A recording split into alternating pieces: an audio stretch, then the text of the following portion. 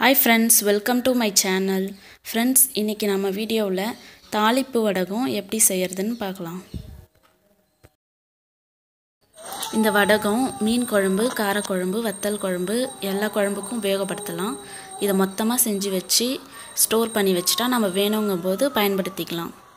இப்போ இதை எப்படி செய்யறதுன்னு வடகத்துக்கு சின்ன வெங்காயம் தான் யூஸ் பண்ணணும். அப்போ தான் நல்லா டேஸ்ட்டாக இருக்கும், அந்த வாசனையாக இருக்கும். அதனால் சின்ன வெங்காயம் 10 கிலோ எடுத்துக்கிறேன். இந்த வெங்காயத்தை ஒரு வெங்காயத்தை 4ஆக நறுக்கிடுங்க. ரொம்ப சின்னதாக நறுக்கணும்னு அவசியம் இல்லை, ஒரு மீடியம் சைஸில் நறுக்கிடுங்க. இதை நம்ம அடுத்து இது போல் உரலில் போட்டு இடிக்க போகிறோம். நீங்கள் உங்ககிட்ட இது இருந்தால் நீங்கள் இது மாதிரி இடிச்சுக்கோங்க. அப்படி இல்லைனா அம்மியிலையும் நசுக்கிடலாம். அப்படி இல்லைனா மிக்சர் யூஸ் பண்ணி எடுத்துக்கலாம். அப்படின்னா கிரைண்டர் யூஸ் பண்ணி கூட அதை இடிச்சிக்கலாம். ஆனால் ரொம்ப இடிச்சிடக்கூடாது. கிரைண்டர்லாம் யூஸ் பண்ணும்போது, மிக்சிலாம் யூஸ் பண்ணும்போது பார்த்து அந்த ஒரு ஸ்ட்ரோக்லேயே ஸ்டாப் பண்ணிவிட்டு எடுத்துருங்க. ரொம்ப இடிச்சிட்டிங்கன்னா அது ஒரு மாதிரி கூழ் மாதிரி ஆகிடும்.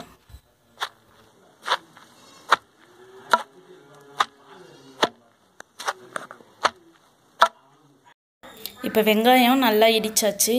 இப்போ பாருங்கள் எப்படி இருக்குன்னு. இந்த பதத்தில் இருக்கணும். ரொம்பையும் இடிச்சிடக்கூடாது, ரொம்பையும் நெத்து பதமாக இருக்கக்கூடாது. அடுத்து இதில் சேர்க்க வேண்டிய பொருள்லாம் சேர்த்துடலாம். ஃபஸ்ட்டு இதில் மஞ்சள் சேர்த்துக்கோங்க. மஞ்சள் நான் 100 கிராம் எடுத்திருக்கேன்.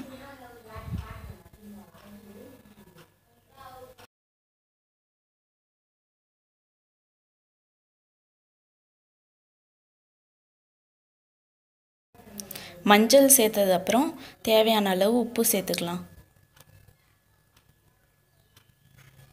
உப்பு கல்லுப்பே யூஸ் பண்ணுங்கள்.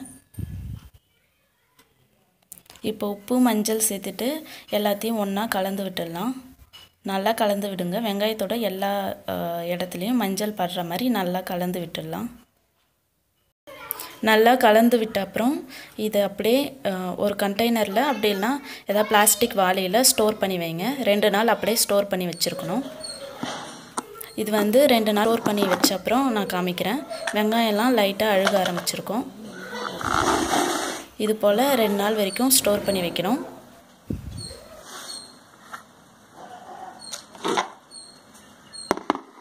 இப்போது 2 நாளுக்கு அப்புறம் இதில் சேர்க்க வேண்டிய இன்க்ரீடியன்ட்ஸ்லாம் சேர்க்க போகிறோம். வெந்தயம் 250 கிராம், சீரகம் 250 கிராம், பெருஞ்சீரகமும் 250 கிராம் சேர்த்துருங்க.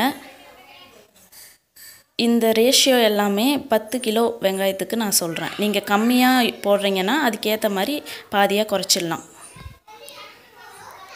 அடுத்து கடுகு, உளுந்து.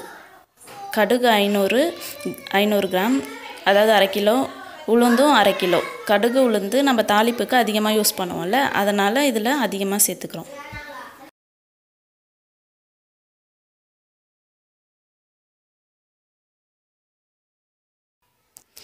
இப்போது இது எல்லாத்தையும் சேர்த்தாச்சு. இப்போ எல்லாத்தையும் ஒன்றா கலந்து விட்டுருங்க. நல்லா கலந்து விடணும் எல்லாத்தையும். வெங்காயம் தனியாக பிரிஞ்சுலாம் இருக்கக்கூடாது. எல்லாமே ஒன்றா நல்லா சேர்கிற மாதிரி நல்லா கலந்து விட்டுருங்க.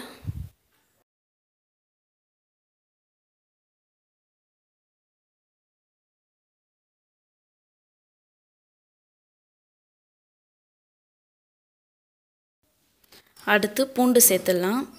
பூண்டு நான் 1 கிலோ எடுத்திருக்கேன். பூண்டு எப்போவுமே அதிகமாக தான் யூஸ் பண்ணணும் வடகத்துக்கு. அப்போ தான் வடகம் நல்லா வாசமாக இருக்கும்.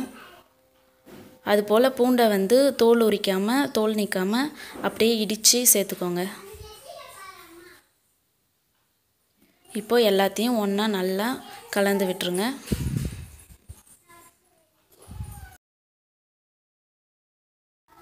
இப்போது நாம் சேர்க்க வேண்டிய இன்க்ரீடியன்ட்ஸ்லாம் சேர்த்து எல்லாத்தையும் ஒன்றா நல்லா கலந்து விட்டுருங்க.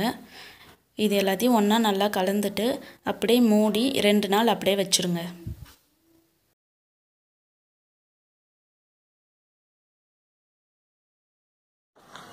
இப்போது 2 நாள் ஆகிடுச்சு.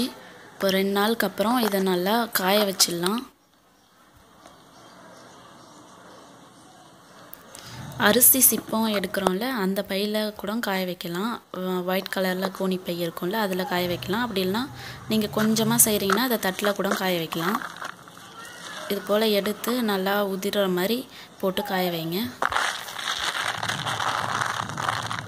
ரொம்ப காய வச்சிடக்கூடாது. ஒரு நாள் காய வச்சா போதும். காலையில் போட்டு சாயந்தரம் எடுத்துருங்க. கொஞ்சம் அந்த நசநசப்பு இருக்கணும்.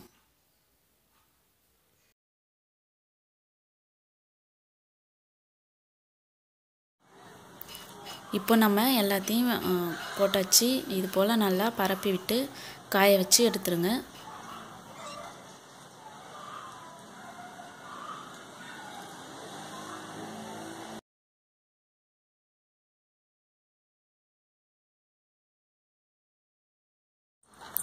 இப்போ நம்ம இதை ஒரு நாள் காய வச்சாச்சு. இப்போ எப்படி இருக்குன்னு பாருங்கள். இந்த பதம் இருந்தால் போதும். அடுத்து நம்ம இதில் எண்ணெய் சேர்த்துடலாம். விளக்கெண்ணெய் 250 கிராம். அப்புறம் நம்ம சமையலுக்கு யூஸ் பண்ணுற எந்த எண்ணெய் வேணால் அது ஒரு 250 கிராம் சேர்த்துட்டு ஒன்றா நல்லா கலந்து விட்டுருங்க.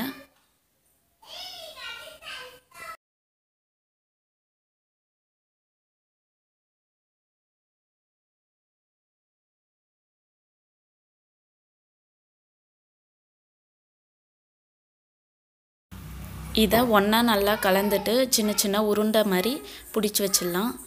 இது வந்து வாசனை போகாமல் அதிக நாள் வந்து அந்த வடகம் ஃப்ளேவர் அப்படியே இருக்கும். அதனால் வந்து நம்ம இதை உருண்டையாக பிடிச்சி வைக்கிறோம்.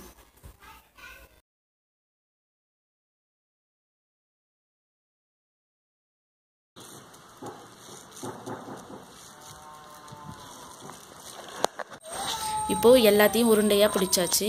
இதை அப்படியே காய வச்சு எடுத்து வச்சிடலாம். இது ஒரு 2-3 நாள் காயணும்.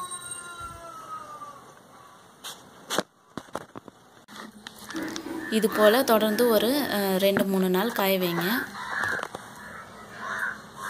வடகம் வந்து நல்லா காய ஆரம்பித்ததும் அந்த உருண்டை வந்து அமுங்கி உதிர்ந்து வரும்.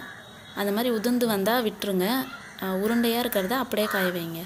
அப்படி இல்லைன்னா எல்லாமே உதிர்ந்து தான் வருதுன்னா அதை அப்படியே உதிர்த்து கூட காய வச்சுருங்க.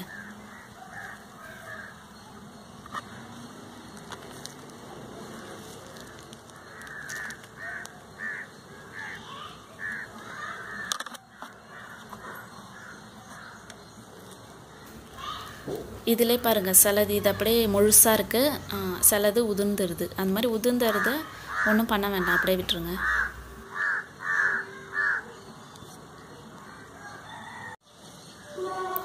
இப்போ எல்லாத்தையும் காய வச்சாச்சு பாருங்கள். இது போல் ஒரு 2-3 நாள் நல்லா காய வச்சு எடுத்து வச்சிடலாம்.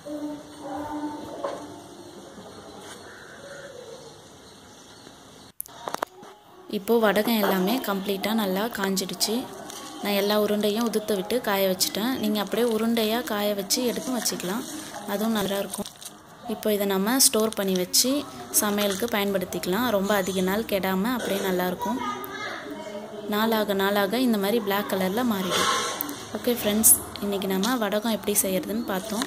இந்த வீடியோ பிடிச்சிருந்தா லைக் பண்ணுங்கள், ஷேர் பண்ணுங்கள், கண்டிப்பாக சப்ஸ்கிரைப் பண்ணுங்கள். தேங்க்யூ ஃபார் வாட்சிங்.